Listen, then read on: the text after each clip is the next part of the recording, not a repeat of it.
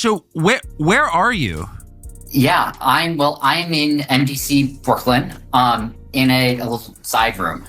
This is the first time that I'm speaking about it. It's something that I'll never forget, actually. Picture that. Oh my gosh. You guys, can you even believe this? Two absolute titans who once had the world at their fingertips, now sharing meals and playing chess in a dingy detention center. I'm talking about Sam Bankman-Fried and Sean Diddy Combs, locked up together behind the cold, depressing walls of a Brooklyn jail. It sounds like some wild, dark comedy Netflix would dream up, but this is real life. These two fallen icons are actually bunking in the same high-security unit at the Metropolitan Detention Center in Brooklyn, a place so grim it would make your skin crawl. How did these mega-successful men end up sharing prison meals? What could they possibly have to talk about? Trust me, this story is beyond bizarre. But, no one wants to be in prison. And you can imagine what happens when you take sort of 40 people, all of whom have been at least charged with crimes, and lock them in a single room for years on end and throw out the key, which is the most trivial things become all that people have left to care about. Let's dish about Sam first. Remember when everyone was calling him the boy genius of crypto? Well, that reputation has completely evaporated. Just a few years ago, he was this billionaire wunderkind with messy hair and casual clothes, running FTX, that cryptocurrency exchange that was supposed to change finance forever. I've had a lot of time to reflect on how to communicate. And in retrospect, I think I was not effective at communicating, especially when the crisis first hit. And, in the months thereafter, I made a mistake I often make. I get swept up in details and forget to communicate the bigger picture. Now for Diddy, honey, he was famous long before Sam even knew what cryptocurrency was. As a music producer, rapper, and business mogul, Diddy built an absolute empire on hit records, fashion lines, and endorsement deals worth millions. Everything he touched seemed to turn to gold, and his life looked like a non-stop glamorous party. But beneath all that, glitz was apparently something much darker brewing. The allegations against him are absolutely shocking. Prosecutors have accused him of years of exploitation involving vulnerable individuals, elaborate schemes, and a network of enablers. The charges range from deeply unethical behavior to straight-up criminal acts, and the details coming out have left even his biggest fans completely stunned. Diddy has denied everything, but with his trial coming up in May, his future is hanging by a thread. It's just incredible. And, it brings into context our whole system of innocent until proven guilty. Why is he not being given bond? And, we could debate that all day long. Of all people that's unlikely to flee or get away, well, he's got the resources to flee, but he's so recognizable. And isn't he innocent until proven guilty? Well, yeah, but, we have to recognize there are degrees of innocent till proven guilty. Now let me paint a picture of where these two are stuck.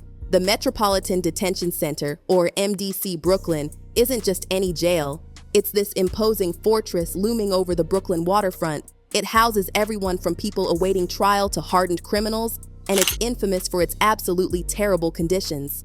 We're talking frequent lockdowns, severe staff shortages, and an environment inmates describe as dark and grimy, where getting even basic necessities is a struggle.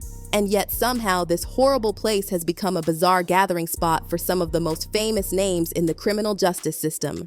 From R. Kelly to Ghislaine Maxwell, MDC Brooklyn has housed the infamous, and now Sam and Diddy are its latest celebrity residents. It's a legitimate concern. No judge wants to wake up and read the headlines the next day, oh, they treated this guy special and they gave him bond, and now he's gone and he fled from justice. So that's what's in the back of most judges' minds. On the other hand, we deal with cases where clients have significant funds sometimes. And sometimes where there's money, you can craft a unique solution. Years ago, it was the ankle bracelet and the ankle monitor. Would you believe these two have actually formed a friendship? Sam, with his awkward mannerisms and disheveled look, has actually described Diddy as kind and generous during their time together. In a jailhouse interview with Tucker Carlson, Sam confessed that Combs has been nothing but respectful to him and the other inmates, even offering encouragement during their darkest moments.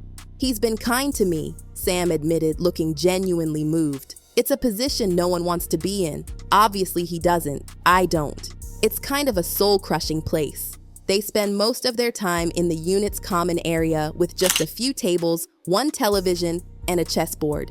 And get this, chess has become Sam's main pastime. With his analytical mind, he's been playing against the most unexpected opponents, former gang members and alleged criminals who, shockingly, are really good at the game. I lose games to them all the time, Sam confessed, looking genuinely surprised. I was not expecting that. While Diddy isn't much of a chess player, he often watches the matches, commenting and cracking jokes to lighten the mood. Can you imagine Diddy trying to make people laugh in prison? Of course, some of them are, I think are thinking like, wow, this is sort of a big opportunity. Like, you know, to meet people they wouldn't otherwise get to meet, which is, it shocked me the first time I heard that. Right? It makes sense from their perspective, but like, boy, is that not how I think about prison.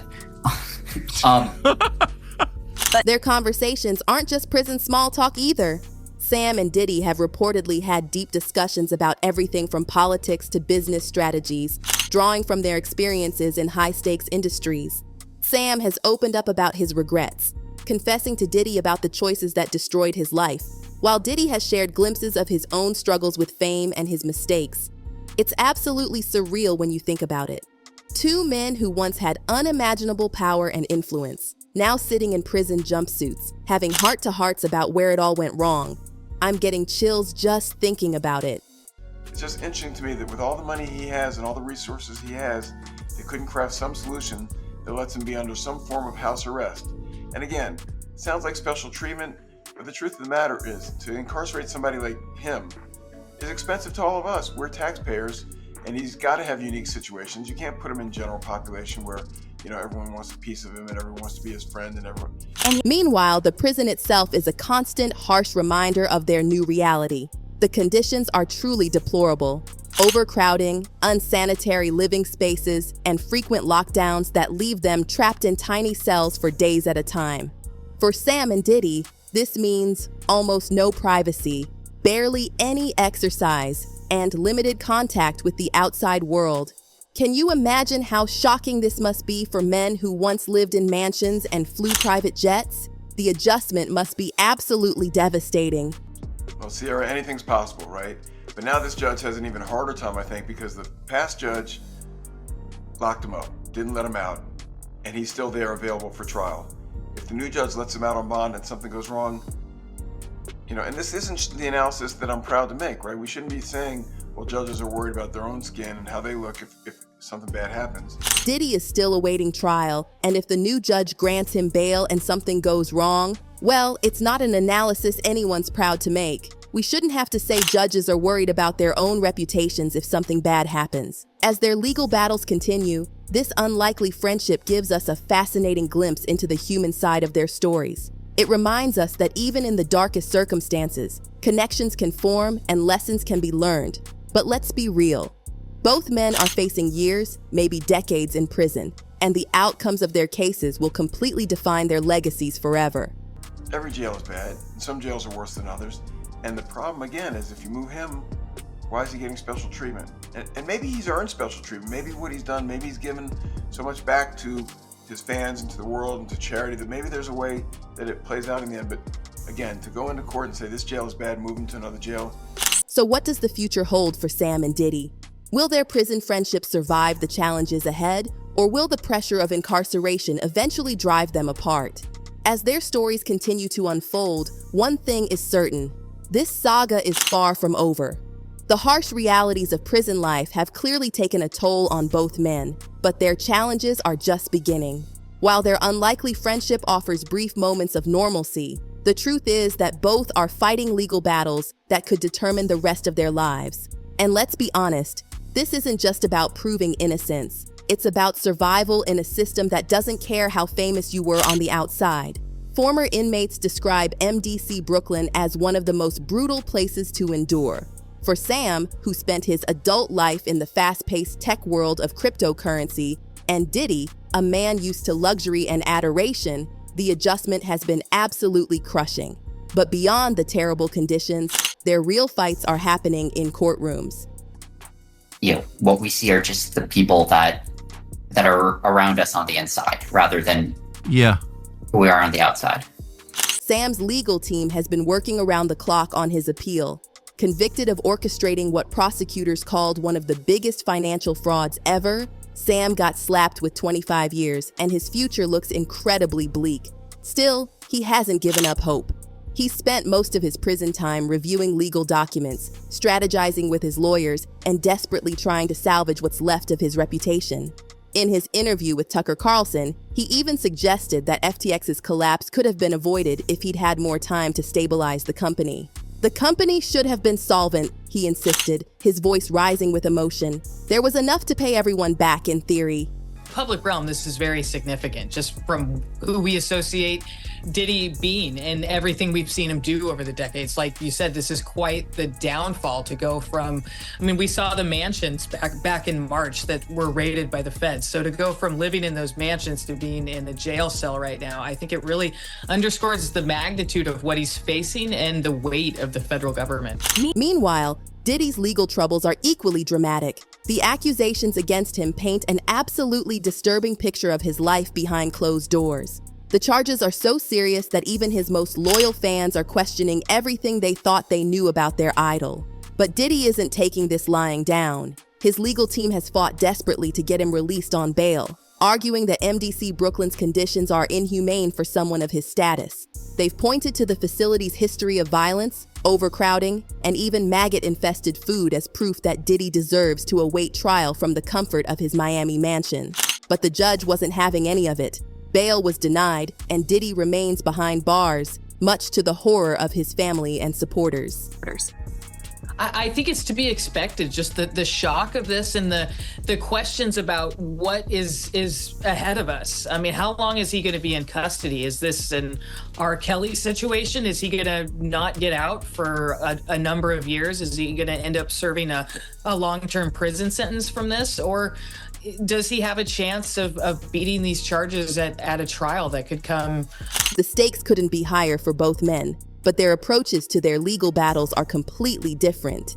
Sam's strategy seems to rely on logic and data, as if he could somehow calculate his way to freedom. He's even working on a manifesto explaining what went wrong with FTX and how he plans to make amends, as if that might save him. Diddy, on the other hand, is leaning hard on his charisma and public image, positioning himself as the victim of a witch hunt. His lawyers paint him as a misunderstood creative genius whose vision has been twisted by opportunistic accusers looking for a payday. But there's also strategic reasons for the prosecutors to want him to have co-defendants, because right now he hasn't waived his right to a speedy trial, which would force prosecutors to take up the trial pretty quick, which they actually might not be ready to do. But if they supersede him and have co-defendants with him, it makes it a lot easier to pursue a trial continuance without him waiving his speedy trial right. Perhaps the most striking aspect of their time at MDC Brooklyn is how it's forced them to face their own humanity. Stripped of wealth, status, and power, Sam and Diddy are just two more inmates trying to survive each day. Their fame might earn some respect from fellow detainees, but the prison environment doesn't care about their past accomplishments. In a place where survival depends on alliances, both men have had to adapt quickly. For Sam, this means using his intellectual strengths. His daily chess games have become a ritual, offering rare normalcy in an otherwise chaotic environment. And though he often loses to opponents with far less education, the games distract him from his legal troubles. Diddy has naturally taken on a leadership role in the unit. With his larger-than-life personality, he's earned respect through charm and resourcefulness, organizing impromptu music sessions and mentoring younger inmates. He's found purpose despite his circumstances. But both men are clearly struggling with the psychological impact of incarceration. Sam spends endless hours replaying the past, trying to pinpoint where everything went wrong. Inmates see him pacing the common area, muttering calculations as if solving equations might somehow provide answers. So, have you made friends there? Are you hanging with Diddy? I think he's in there with you. He is. I don't know. He's been kind. I've made some friends. It's a weird environment. it's sort of a combination of a few other high-profile cases and then a lot of, Diddy, meanwhile, is struggling to maintain his image behind bars. Though his charisma has earned him respect, the cracks are starting to show. Rumors swirl about him clashing with another high-profile inmate over control of the TV, a petty dispute that highlights the fragile power balance in prison. Diddy has always controlled his narrative on the outside, but his lack of control now is visibly wearing him down. Adding to the tension is the constant media spotlight that follows them even in detention. Every detail of their prison lives becomes gossip fodder, from their meals to their interactions with other inmates. For Sam, this means relentless scrutiny of his every move, with critics eager to interpret everything as proof of guilt or innocence. For Diddy, it's a double-edged sword. He loves the attention as proof of his continued relevance, but it means any misstep gets magnified 1,000 times over. The pressure is enormous, a constant reminder that even in isolation, the world is watching. Not buying it all, Kana, and safety can mean a couple different things. Safety just doesn't mean free from harm of violence. Safety can also too mean emotional and mental dynamics that could occur by Sean Combs reaching out to potential witness to get them to possibly change their sex. But the big question remains, can either man truly come back from this? For Sam, rebuilding his reputation seems as challenging as staying out of prison. His spectacular downfall left a gaping hole in the cryptocurrency world, and many wonder if investors could ever trust him again. Diddy faces a different kind of reckoning. Even if he clears his name legally, the allegations have tarnished his legacy in ways that might be permanent. As days turn to weeks and weeks to months, the world watches breathlessly for what happens next. Will Sam's appeal succeed, allowing him to walk free and somehow rebuild? Or will he spend the next 2 decades behind bars as a cautionary tale? And what about Diddy? Can he convince a jury of his innocence, or will the accusations prove too damning? Both sides in the Sean Diddy Combs case have until today to give answers for how the music mogul has been communicating from jail. Combs appearing in court last Friday seeking bail while he awaits trial. He's been held at the Metropolitan Detention Center in Brooklyn since September. One thing is certain. The road ahead for both men is filled with uncertainty. Their trials will undoubtedly be among the most closely watched legal battles in recent memory, with implications far beyond MDC Brooklyn's walls.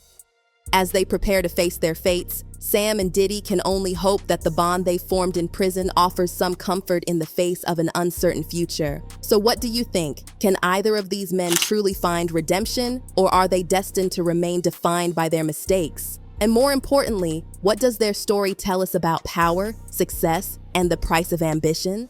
Let us know your thoughts in the comments, and don't forget to subscribe for more updates on this unfolding saga. Until next time.